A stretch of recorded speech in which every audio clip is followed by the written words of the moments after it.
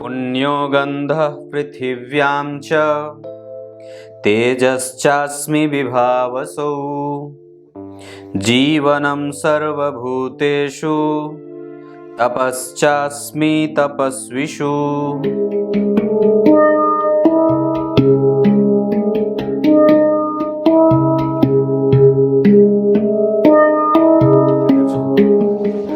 नमस्कार, एक बार फिर से उपस्थित हूँ आप सबके सामने विश्लेषण जन्म कुंडली का इस कार्यक्रम के अंतर्गत सोमवार के बाद मंगलवार के कार्यक्रम में आज आपके सामने एक कुंडली लेकर के उपस्थित हूँ। कहीं नहीं जाना है, बिल्कुल बन के रहिएगा। शुरू करते हैं आज का कार्यक्रम, जहाँ कार्यक्रम के आरंभ में बोले गए गीता जी के श्लोक का अर्थ बताने वाला हूँ और आपको थोड़े ही दिनों में मेरे अलग से सिर्फ गीता जी के श्लोक और उनका विस्तार से अर्थ वाले अलग से कार्यक्रम जाएंगे जो सिर्फ गीता जी के लिए होंगे, और वो मैं खुद से ही यूं मोबाइल पे बनाऊंगा और यूं मोबाइल पे बिना एडिट किए डालूंगा, जो इसमें किसी भी प्रकार का कोई बनावटीपन नहीं होगा थोड़े ही दिनों में, जिसमें सिर्फ अब मतलब आप यूं समझ लो कि ये एक अलग तरह की यात्रा होगी जो निस्संदेह बड़ी ही बेमिसाल होने वाली है।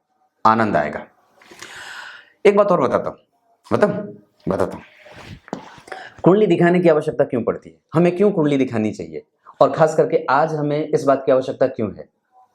इसके पीछे का कारण यह है कि अगर आपके अंदर महत्वाकांक्षा वास करती है, अभी चाहते हैं कि मेरे पास यश, कीर्ति, मान, सम्मान, पद, प्रतिष्ठा, गौरव और सुख, समृद्धि, ऐश्वर्य और एक अच्छी संतति हो, तो निसंदेह उसमें कुंडली और ज्योतिष जैसे विषय का जो होता है वो समागम हो जाता है। अगर नहीं चाहते तो निसंदेह इसकी कोई आवश्यकता नहीं है।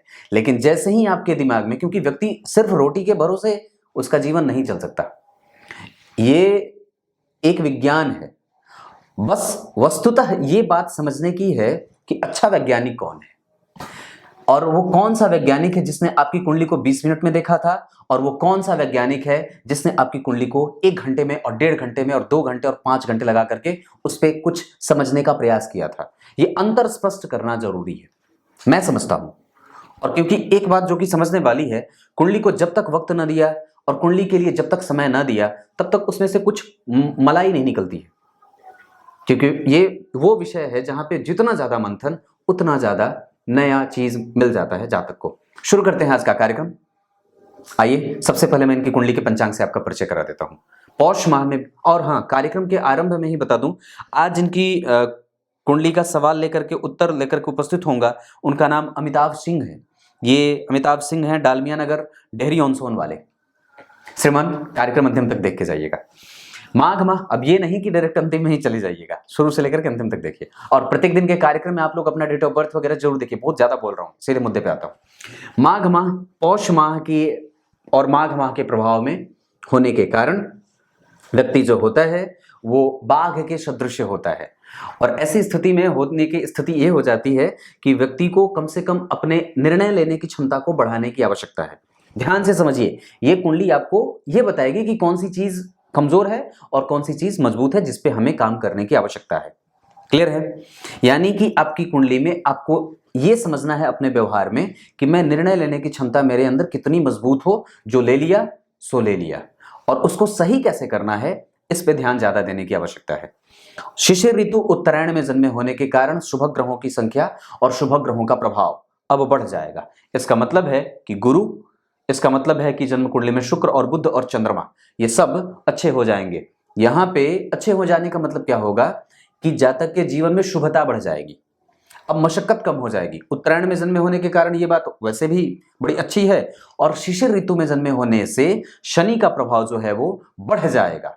शिशिर ऋतु में जन्मे होने से शनि का प्रभाव बढ़ेगा तो व्यक्ति के काम में विलंब की स्थिति बढ़ जाएगी।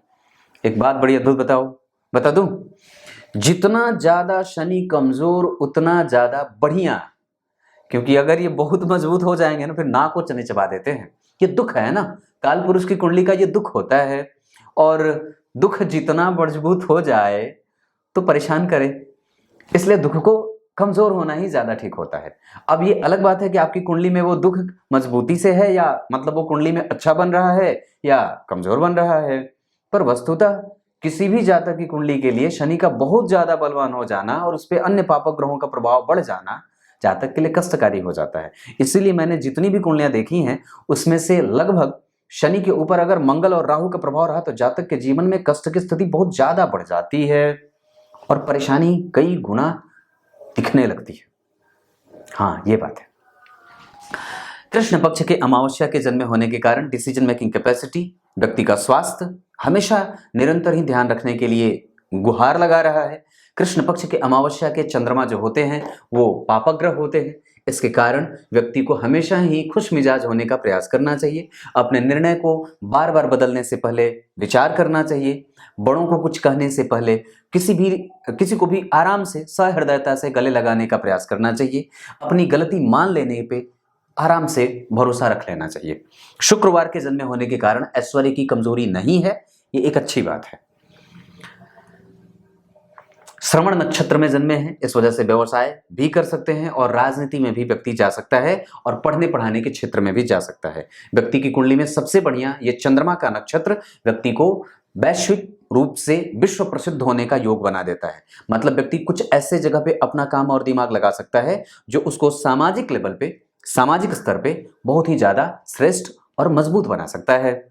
आगे बढ़ता हूं। चतुष्पाद योग और चतुष्पादकरण और सिद्धि योग में जन्मे होने से व्यक्ति जो है वो किसी भी काम को जब अपने हाथ में लेता है तो उसे सिद्ध करने का प्रयास करता है और वैश्य वर्ण और देवगण के होने के कारण व्यक्ति अपने लाभ और अपने हानि को लेकर के बहुत ही संजीदा और बहुत ही ज्यादा स्पष्ट होता है। क्लियर है? आप लोग कल 1200 वाला कार्यक्रम देखे कि नहीं देखे? देख लीजिएगा, अच्छा बना था और निखिल जी ने काफी कैमरा इधर उधर घुमा दिया था पर अच्छा था, मैंने भी देखा बाद में, बहुत अच्छी बात है। अब इनकी कुंडली पे लेके आता हूं। ये 8 नंबर की कुंडली है। ध्यान से देखिए मेरी तरफ, इधर उधर कहां भटकते हैं आप लोग। कई बार जब लोग फोन पे बात करते हैं तो कहते हैं कि पंडित जी आप जब बोलते हैं कि ध्यान से देखिए इधर उधर, तो इधर मत इधर देखिए, तो ध्यान भटका भी होता है तो आ जाता है। यहाँ पे एक बड़ी अद्भुत बात है। लग्न अगर बलवान हुआ, कुछ ग्रंथों में ऋषि महर्षि ने यह भी बात कही है कि अगर चंद्रमा भी कमजोर हो जाए, सूर्य भी कमजोर हो जाए, गुरु भी कमजोर हो जाए, मंगल बुध शुक्र सब सातों के सातों नवों के नवग्रह कमजोर, लेकिन एकमात्र अगर लग्न बली है तो क्या मजाल जो चंद्रमा और मंगल और सूर्य खराब हो गए, क्या कर लेंगे।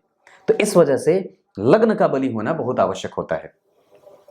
लग्न का बली होना बहुत आवश्यक होता है। इसका मतलब है कि यहाँ पे लग्न में मंगल का बैठना जातक की कुंडली को बलवान बनाएगा और केतु मंगलवत होते हैं, इस वजह से यहाँ पे ये लग्न बली कहा जाए। लग्न का जो अंश है वो 8 डिग्री पे अनुराधा नक्षत्र, जिसके अधिपति शनि जन्म कुंडली में कहाँ बैठे, दिग्बली होकर के बैठे हैं। अति विशिष्ट कारक भाव होता है और ये इनकी कुंडली में उच्च के राहु के साथ बैठे हैं। सम संख्या की राशि में बैठना और अपने मित्र की राशि में बैठना यहाँ पे व्यक्ति के डेली बेसिस के इनकम को बहुत मजबूत और बेहतर करने का काम करेंगे। ससुराल धनवान मिलता है और ससुराल से व्यक्ति को आदर्श के रूप में देखा जाता है और व्यक्ति ससुराल से आदर भी प्राप्त करता है और धनवान ससुराल मिलता है। ये बात यहां तक खत्म। लग्नेश मंगल 15 डिग्री के बहुत अच्छी स्थिति और तीनों ही ग्रह मतलब मंगल अनुराधा के, केतु अनुराधा के और लग्न अनुराधा के। अब एक बात बता देता हूं, कभी भी यात्रा करनी हो अनुराधा बहुत बढ़िया रहे। हाँ, और अगर सामने चंद्रमा पड़ रहे हो, आपके जाने की दिशा में ही अगर चंद्रमा का वास होता हो, ये इस पे कभी कार्यक्रम बना दूंगा, तो और भी उत्तम बात हो जाती है। इसका मतलब है कि जातक को अगर कभी भी कोई यात्रा वगैरह करनी हो तो अनुराधा नक्षत्र और पुनर्वसु और पुष्य अच्छे साबित हो सकते हैं और मृगशिरा वगैरह भी अच्छे होंगे, स्वाति भी अच्छा होगा, श्रवण भी अच्छा होगा। तो ये यहाँ पे मंगल की बात है, यानी कि लग्न बली। इसका मतलब क्या होगा भाई साहब, ये तो 2003 के हैं, पर जो लोग ज्योतिष समझने का प्रयास कर रहे हैं और मुझे पहली बार देख रहे हैं उन लोगों को बता दूं कि लग्न बली और ये 8 नंबर यहां लिखा है, इसका मतलब समझते हैं। ये 1 नंबर यहां लिखा और 8 नंबर, ये अगर यही 1 नंबर यहां लिखता तो ये ज्यादा मजबूत हो जाती कुंडली, लेकिन यही 8 नंबर यहां लिखा है तो थोड़ी सी कमजोरी जरूर है। क्यों? क्योंकि वस्तुतः शनि की मतलब ये मंगल की जो राशि बनी है वो काल पुरुष की कुंडली में अष्टम भाव में बनती है, जो व्यक्ति को बहुत ज्यादा अचानक निर्णय लेने में, जीवन में अचानक जो है वो बदलाव आता है। व्यक्ति सोचता बहुत ज्यादा है और स्वप्न ज्यादा देखता है, ख्वाबों में ज्यादा रहता है, ख्यालों में खोया रहता है और बड़े बड़े ख्वाब देखता है। ये बात है। और साथ ही साथ उसको गुप्त विद्याओं का, गुप्त जानकारियों का बड़ा ही मतलब एक जो है वो उसमें अनुराग की स्थिति होती है कि मैं जो है वो ये जानूं, मुझे ये भी जानना चाहिए, मैं ये भी जानूं, मतलब जिज्ञासु प्रवृत्ति। और लग्न में ही मंगल के बैठ जाने से स्वास्थ्य बढ़िया, धन बढ़िया, लग्न का स्वभाव बढ़िया, व्यक्ति का व्यक्तित्व बढ़िया। और यहाँ पे व्यक्ति दूसरों के लिए थोड़ा सा स्वार्थी हो जाता है, अपने लिए ज्यादा स्वार्थी, दूसरों के लिए थोड़ा कम विचार करने वाला। नियम कानून खुद के लिए ना बनाए, दूसरों के लिए खूब फॉलो करवाए। और लग्न में ही लगने से बैठेंगे तो इस प्रवृत्ति को और भी ज्यादा बल मिल जाएगा और व्यक्ति की आयु भी अच्छी हो जाती है। ऐसा इसलिए क्योंकि शनि राहु के साथ बैठे हैं और अष्टम भाव के अधिपति अष्टम भाव को देख रहे हैं। साथ ही साथ अष्टम भाव के अधिपति जहां बैठे हैं उस भाव के अधिपति गुरु उच्च के होकर के जन्म कुंडली में चंद्रमा को देख रहे हैं और सूर्य को देख रहे हैं। इसका मतलब क्या होता है? इसका मतलब ये होता है कि अगर किसी भी जातक की कुंडली में सूर्य और चंद्रमा के ऊपर अगर गुरु जैसे तात्विक ग्रह और क्रियात्मक ग्रह की दृष्टि पड़ जाएगी तो कुंडली धार्मिक हो जाती है और धर्म व्यक्ति के जीवन में समाहित भी हो जाता है। लेकिन एक इसमें कमजोरी ये भी होगी कि उसके गुरुत्व में थोड़ी बहुत चिंता दिख जाती है। मतलब शनि का प्रभाव गुरु के ऊपर है, इस कारण से ये प्रभाव थोड़ा कमजोर होगा क्योंकि वृश्चिक लग्न की कुंडली के लिए शनि तृतीय भाव के और चतुर्थ स्थान के अधिपति होने के कारण यहाँ पे ये दो स्थान के अधिपति होकर के सप्तम भाव में बैठे हैं। अपने भाव से चतुर्थस्थ शनि राहु का बैठना, ये अपने भाव से चतुर्थस्थ बैठे हैं तो ठीक होगी, पर ये शुभ ग्रह नहीं है, ये पापक ग्रह हैं। इस कारण से यहाँ पे पापक ग्रह के होने के कारण ये भाव भी व्यक्ति का प्रभावित होगा। मतलब क्या होगा? तो जातक के जीवन में सुख और समृद्धि के जो क्षेत्र होंगे वो थोड़े कमजोर हो जाएंगे। दूसरी बात ये भी बनेगी कि दशम स्थान का अधिपति सूर्य जाकर के जन्म कुंडली में तीसरे भाव में चंद्रमा जैसे वणिक ग्रह के साथ बैठे हैं। इसके कारण जातक के जीवन में कई बार व्यक्ति हाथ से आई हुई चीज को भी फिसला देता है या फिसल जाती है।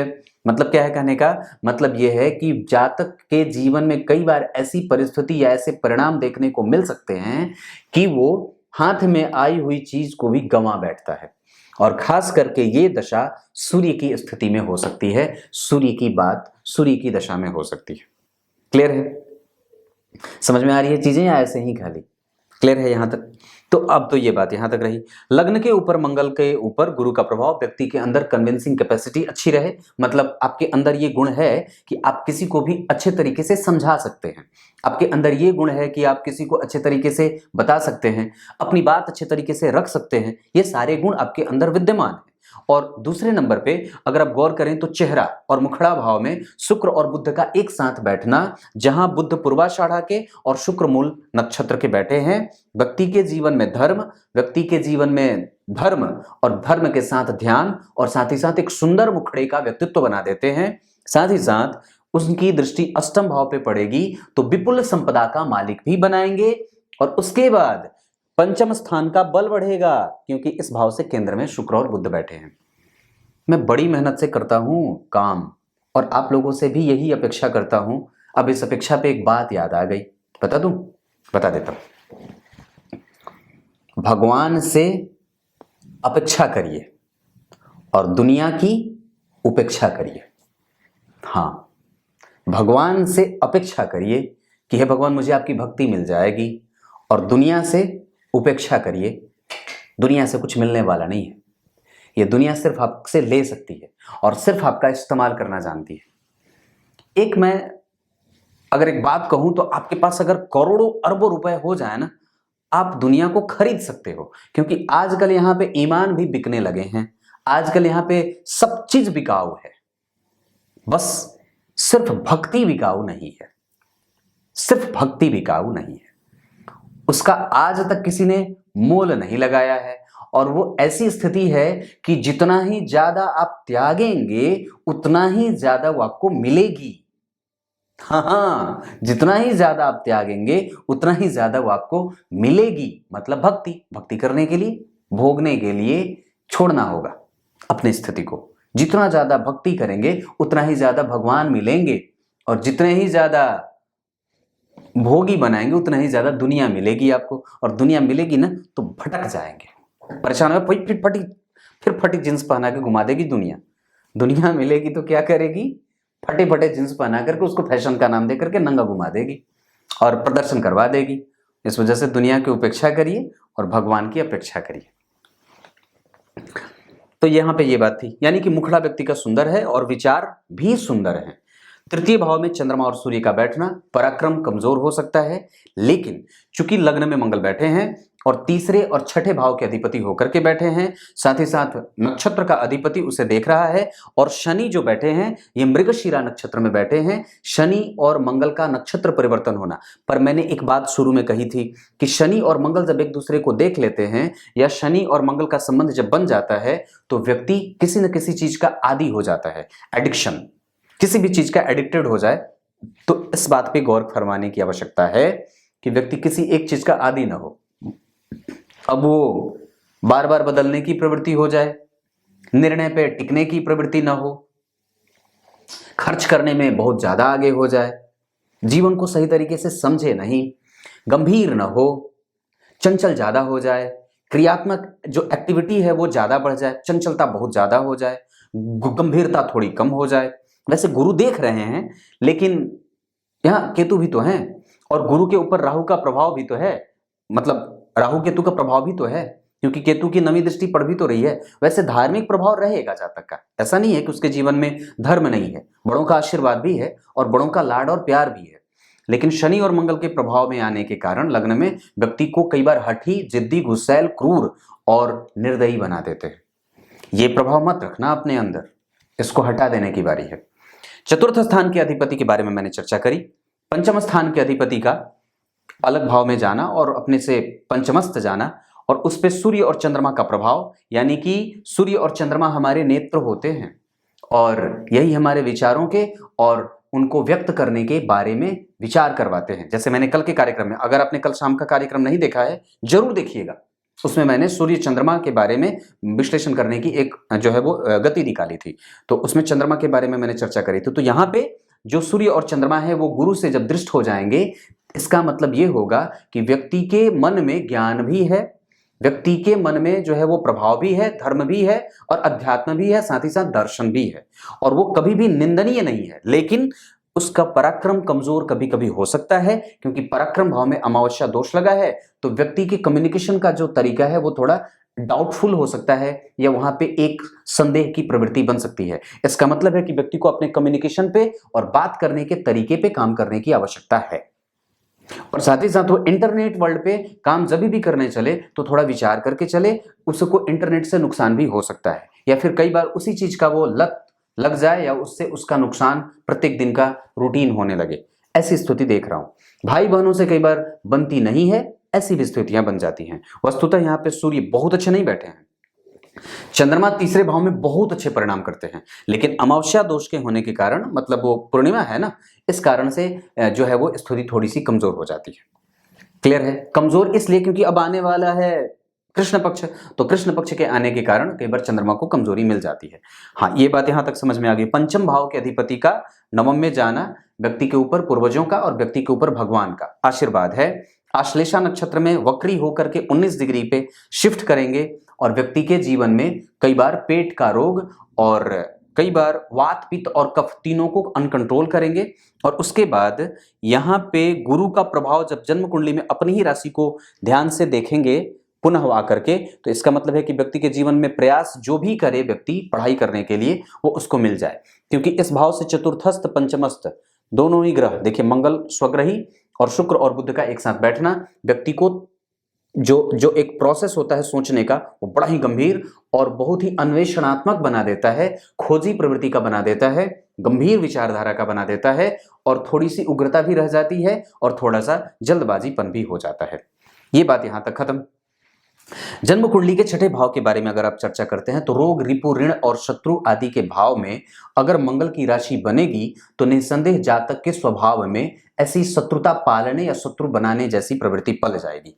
व्यक्ति जो है वो ऋण का लेन देन और धन का पुनर्गमन आगमन करता रहे और साथ ही साथ वो कई बार ऐसी स्थिति में भी चला जाता है जहां उसके साथ हमेशा ही ऋण का लेन देन बना रहे या व्यापारिक, क्योंकि दशम स्थान के अधिपति भी व्यापारिक ग्रह के साथ बैठे हैं, वणिक ग्रह के साथ, और व्यापार या फिर कम्युनिकेशन के क्षेत्र में बैठे हैं।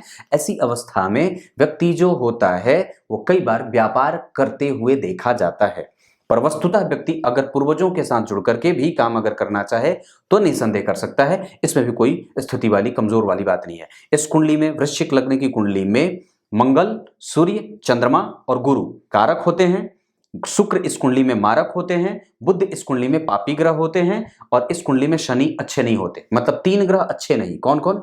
शनि, बुध और शुक्र। अच्छे कौन?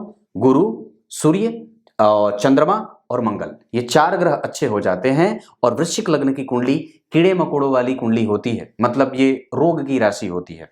ये बिल में रहने वाला जो है वो वृश्चिक राशि बिच्छू, जिसके बारे में मैंने कई बार कार्यक्रम में बात कही है कि बिच्छू के शरीर के संपूर्ण हिस्से पर 32 नेत्र होते हैं और वो विष से भरे होते हैं। मतलब उसके शरीर का आधा हिस्सा जो आगे वाला होता है वो बिल्कुल सुसुप्त प्राय होता है, पीछे का हिस्सा विष का भरा होता है प्याला, और वो हमेशा ही अपने शत्रुओं को और अपने शिकार को देखता रहता है बहुत ही सूक्ष्मता से।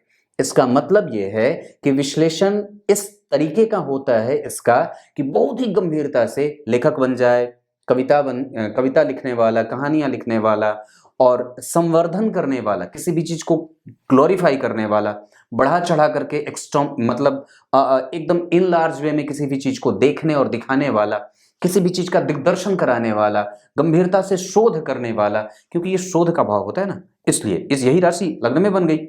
इस कारण से ये बात होती है। व्यक्ति कभी भी किसी के दबाव में न रहने वाला, समाज के लिए काम करने वाला और बहुत ही गंभीर विचार करके अपने परिणाम को प्राप्त करता है। ये बात यहां तक रही।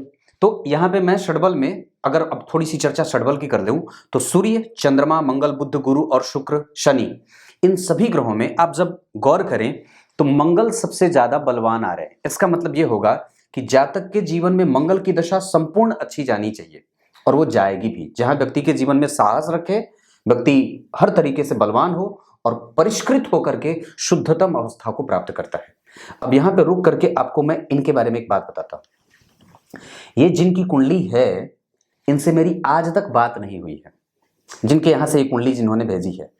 और वस्तुतः मुझे ये बात निखिल जी ने अभी बताई कि इनके यहां से ये चौथी कुंडली आई है और लगातार एक एक करके न, एक बार में एक कुंडली देखी, फिर दूसरी, फिर तीसरी, ऐसे नहीं। एक बार इन्होंने एक कुंडली भिजवाई, उसके बाद लगातार एक बार में अचानक से पैसे, मतलब सारे भेज दिए। मतलब ये और मेरी अभी तक बात भी इनसे नहीं हुई है कभी भी फोन पे। और ये इनकी कुंडली, ये चौथी कुंडली है और इसके बाद एक कुंडली मुझे और देखनी है। इसका मतलब एक बात तो तय है कि मैंने अपना काम अच्छा किया है। ये तो मुझे पता ही नहीं था कि इस व्यक्ति ने मेरे पास 5 कुंडलियां भेजी हैं। माई की विलक्षण प्रतिभा, मतलब जो है वो कृपा इसे कहा जा सकता है, क्योंकि मैं अनजाने में ही अपना काम कर रहा हूं और निस्संदेह मुझे उसका फल भी मिलता दिख रहा है। मैं इसलिए ही कहता हूं, नेत्र जब झरझर झरझर बहने लगे तो समझ लेना कि बड़ी आ रही है बात। और जितना ज्यादा पवित्र मन से आप अगर काम करेंगे तो निस्संदेह उसका फल भी मिलने लगता है। मुझे अभी ये बात पता चली कि इस व्यक्ति ने मुझे 5 कुंडलियां भेजी हैं। ये बात है, तो ये स्थिति है, ये समझाने की, ये बता दिया ऐसे ही, पर इसका मुझे अलग तरीके से आप लोगों को समझने की आवश्यकता नहीं, बस मैंने ये बात ऐसे ही कह दी है।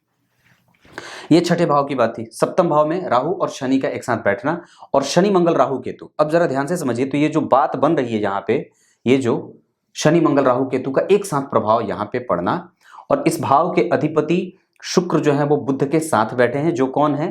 पापी भाव के अधिपति या अष्टम भाव के अधिपति। इसका मतलब ये बनता है कि सप्तम के अधिपति का अष्टम और एकादश में और इस कुंडली के मारक ग्रहों का संयोग एक साथ धन भाव में हो रहा है। मतलब अब क्या हो? अब इसका सीधा सा अर्थ ये निकलता है कि व्यक्ति कभी कभी अपने धन के बारे में, कभी कभी अपने सोशल लाइफ के बारे में, कभी कभी अपने पत्नी के बारे में और अपने दाम्पत्य को लेकर के चिंतित हो सकता है। इसका मतलब यह होता है कि व्यक्ति का मन मरेगा तो किस बात के लिए, व्यक्ति का मन चिंतित होगा तो किस बात के लिए, या तो दो चीजें, या तो धन या तो धर्म पत्नी। इससे ज्यादा इस व्यक्ति के जीवन में कोई भी चिंता वाली बात नहीं है। न तो स्वास्थ्य, न तो आयु, न तो धर्म, न तो धन, न तो ज्ञान, न तो ज्ञान के लिए पढ़ने के लिए व्यक्ति के पढ़ने में कोई मशक्कत, ऐसी कोई भी बात नहीं है जो जातक को परेशान कर सकती है।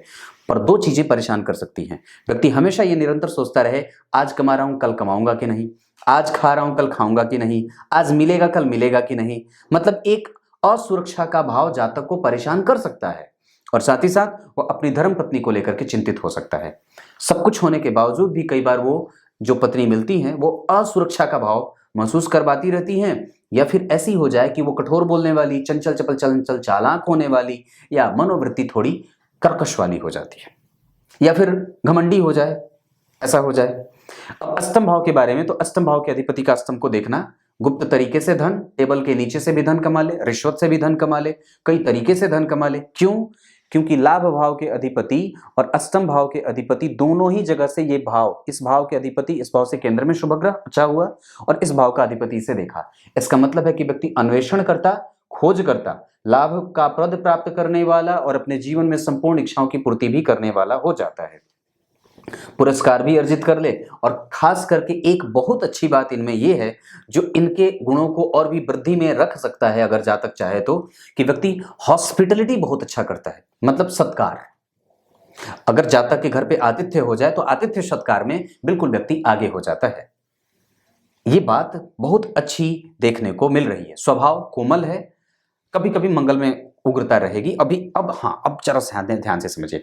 जातक की कुंडली में अभी राहु की दशा बस जस्ट 2019 के 7वें महीने में आई है और इनके जीवन में 2031 से लेकर के 34 तक की जो दशा होगी वो थोड़े बहुत सावधानी से गुजारने के लिए काफी होगी। दूसरी बात है कि 2024 के 9वें महीने से 2027 के 7वें महीने तक जब राहु में शनि आएंगे तब भी थोड़ी सी परेशानी दिख सकती है। उसके बाद इनकी कुंडली में राहु में बुध जब आएंगे, यानी कि 27 वाली, मतलब 24 से लेकर के 30 तक व्यक्ति को थोड़ा ठोकना होगा, या अभी भी ठोक सकते हैं, क्योंकि अभी 2003 यानी कि कितने साल के हो गए ये, 19 साल के, 19 20 21 22 19 20 साल के हो गए, तो अभी तो ठोकने की अवस्था से बाहर निकल गए। पर अभी भी कभी कभी अगर आवश्यकता पड़े तो दादाजी ठोक सकते हैं, ये बात बनती है। ये इसका अधिकार सिर्फ दादा को है, पिता को नहीं है। पिता के साथ संबंध जो है वो थोड़े सामान्य और थोड़े से असामान्य भी रहेंगे, क्योंकि इस भाव से केंद्र में मंगल राहु और इस भाव से केंद्र में शनि राहु। तो पिता को बहुत ही ज्यादा सचेत होने की आवश्यकता है, ताकि आप उसको कुछ ऐसा ना बोल दें जिससे उसे तकलीफ मिल जाए। माता के साथ संबंध जो है वो बिल्कुल ठीक रहेंगे। माता बीमार या माता जातक के लिए चिंतित रह सकती है, या व्यक्ति जो होता है वो अपने परिवार के लिए थोड़ी चिंता का कारण भी कभी कभी बन सकता है। खास करके इस राहु की दशा में सबसे पहले जातक को, मैं राहु को अगर समझूं तो राहु जिस राशि में बैठे हैं उस राशि के अधिपति इस कुंडली के लिए मारक होते हैं। शनि के साथ बैठ जाने के कारण राहु का मारक प्रभाव थोड़ा बढ़ सकता है, क्योंकि इस कुंडली के लिए वो शनि अच्छे नहीं होते, लग्नेश के शत्रु, और सप्तम भाव में बैठने के कारण व्यक्ति के जीवन में मशक्कत, मेहनत और कई बार काम को बिगाड़ने की लत लग जाती है। साथ ही साथ वो राहु रोहिणी नक्षत्र में, जिसके अधिपति चंद्रमा जो हैं वो सूर्य के साथ बैठे हैं, और उस राशि के अधिपति से शुक्र, जैसे राहु का कोई संबंध नहीं बनना, ऊपर से मंगल और केतु का प्रभाव और शनि के प्रभाव के कारण राहु की दशा कमजोर जा सकती है। इस वजह से व्यक्ति को लाजवर्त की आवश्यकता पड़ती है। लाजवर्त और गणेश जी के मंत्रों का जप व्यक्ति करे तो बड़ा बढ़िया रहे। दशम स्थान के अधिपति का तृतीय में जाना, ये व्यक्ति को कई बार व्यापार भी करवा सकता है, पिता के साथ जुड़ करके कोई काम भी व्यक्ति कर सकता है, अपने कुल का संरक्षक होता है, लेकिन हाँ, उसके पिता के साथ संबंधों को अच्छे तरीके से परिभाषित करने की आवश्यकता भी है। एक बात और कहूंगा, सूर्य यहां श्रवण नक्षत्र के बैठे हैं, जिसके अधिपति चंद्रमा भी, मैं जल्दी जल्दी बोल रहा हूं तो ऐसा है क्या, एक मिनट, सूर्य जो है वो जन्म कुंडली में श्रवण नक्षत्र में, जिसके अधिपति चंद्रमा खुद के ही नक्षत्र में बैठे हैं। इसका मतलब यह होता है कि सूर्य और चंद्रमा यहाँ पे अच्छे कहे जाएंगे।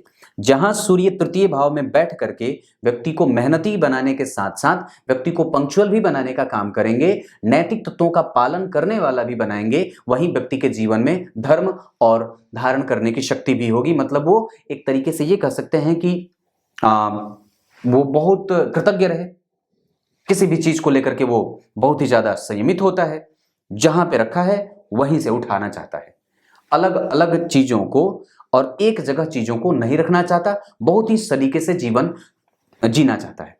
ये बात यहां तक खत्म। तो ये बात मैंने दशम भाव के बारे में चर्चा करी, एकादशवें के अधिपति के बारे में बताया, ये बहुत अच्छा बन रहा है। तो इस भाव में, इस कुंडली में सबसे अच्छी बात क्या होगी? इस कुंडली में सबसे अच्छी बात ये होगी कि लग्न के अधिपति का लग्न में बैठना, क्योंकि केतु भी मंगलवत होते हैं और ये अच्छी बात है। लग्न बली है, इस वजह से जातक की प्रवृत्ति कमजोर नहीं है। सूर्य को गुरु ने देखा है, चंद्रमा पे गुरु की दृष्टि है, इस वजह से प्रवृत्ति धार्मिक होगी। शनि राहु का यहाँ बैठना थोड़ा सा प्रभाव जो है वो विवाह में विलंब की स्थिति और दाम्पत्य को मिलाने के लिए मजबूर करता है, क्योंकि ये जातक की कुंडली में लग्न के अधिपति लग्न में बैठे हैं और शनि राहु से प्रभावित हैं, तो व्यक्ति मंगलिक भी है, हालांकि थोड़ा कमजोर और सामान्य, बहुत ज्यादा खराब वाला नहीं। गुरु की दृष्टि पड़ जाने के कारण कहीं ना कहीं गुरुत्व का बल बढ़ेगा और व्यक्ति जो है वो क्रियात्मक रूप से शुद्ध है, वो गलत और गंदा नहीं होगा। उसके व्यय ज्यादा हो सकते हैं, बोलना ज्यादा हो सकता है, चंचलता, उग्रता, व्यग्रता, चिंता करना और स्वावलंबी होने का भाव और बहुत जल्दी ही पैसे कमाने का बल ये व्यक्ति के पास है। क्लियर है? संतान वगैरह का सुख व्यक्ति के पास है, इसकी कोई समस्या मैं नहीं देख रहा।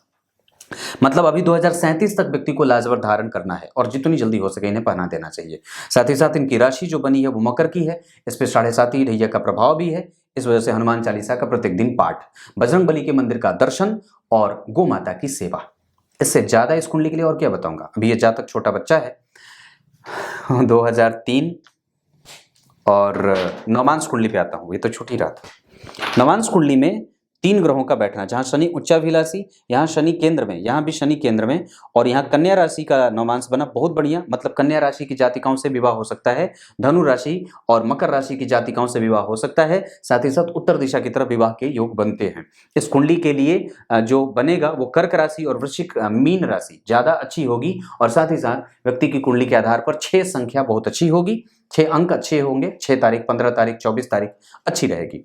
इस कुंडली के लिए जो अच्छा नहीं होगा वो मेष राशि का जातक, इनके लिए मेष राशि के लोग अच्छे नहीं होंगे, सिंह और धनु अच्छे नहीं हो सकते, और कुंभ भी, इन लोगों से थोड़ा बचना चाहिए। आपकी कुंडली के आधार पर उत्तर दिशा की तरफ जाना श्रेष्ठ होगा। धन कमाने के लिए अगर कहीं निकलना चाहते हैं तो आपकी कुंडली के लिए पश्चिम दिशा सबसे ज्यादा श्रेष्ठ होगी। ये इतनी सारी बातें मैंने बताई।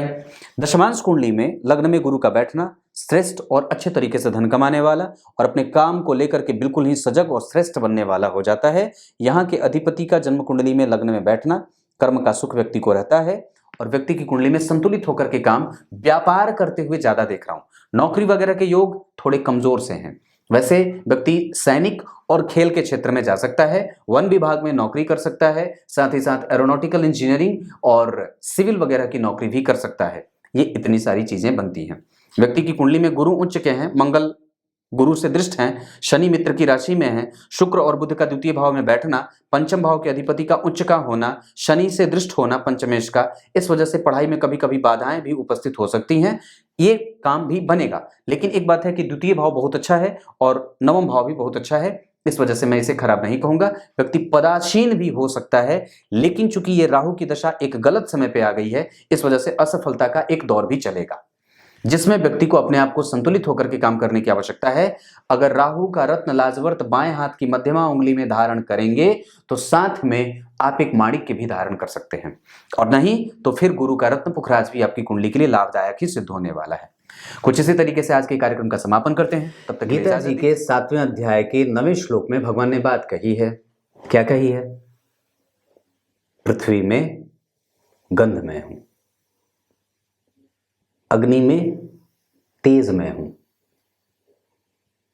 तपस्वियों में उनका तप में, और संपूर्ण प्राणियों में जो संपूर्ण प्राणी हैं उनमें उनके प्राण के रूप में मैं ही विद्यमान हूं। अब यहां पे आपको ये बात बिल्कुल ही स्पष्ट रूप से समझ लेने की आवश्यकता है कि जो बात कही जाती है कि कण कण में भगवान अगर वास करते हैं तो निसंदेह यही वो श्लोक है जहां भगवान ने अपनी उपस्थिति को अनिवार्य और कितना ही सैद्धांतिक रूप से प्रतिपादित किया है कि मैं कैसे, किसमें कौन सा गुण लेकर के, नेत्रों की ज्योति अगर मैं हूं तो भुजाओं का बल भी मैं हूं। अगर सोचने और समझने की शक्ति मैं लेकर के बैठा हूं तभी तुम सोच पाते हो, नहीं तो खाने की चीज को फेंक देते, नाक से खाने लगते। बुद्धि जब अपवित्र होती है तो क्या होता है, धन जब अपवित्र दिशा से आता है तो क्या होता है, वो अपवित्र जगहों पे खर्च होने की तरफ बढ़ता है। तो धन की सही गति क्या है, धर्म की तरफ लगाना। और मन की सही गति क्या है, मन को सही दिशा में लगाना। मतलब मन का वास्तविक जो लक्ष्य होना चाहिए वो भगवान की भक्ति का होना चाहिए। और धन के वास्तविक जो खर्च होते हैं वो मंदिर और आदि आदि धर्म के कृत्यों में होना चाहिए। यहाँ पे भगवान ने ये बात बिल्कुल स्पष्ट तरीके से समझाने का प्रयास किया है और कहा है मैं ही हूं। कुछ इसी तरीके, हाँ एक बात और है, ये जिनकी कुंडली मैंने बताई थी शुरुआत में कि अमिताभ सिंह जी, ये अजीब है, बिहार के टेरी ऑनसोन के श्रीमान। डेट ऑफ बर्थ तो आपने बता दिया था पर समय तो लिखा ही नहीं था। अब इस वजह से आज ये कुंडली खत्म। कुछ इसी तरीके से आज के कार्यक्रम का समापन करते हैं। तब तक के लिए इजाजत दीजिए। बहुत बहुत नमस्कार।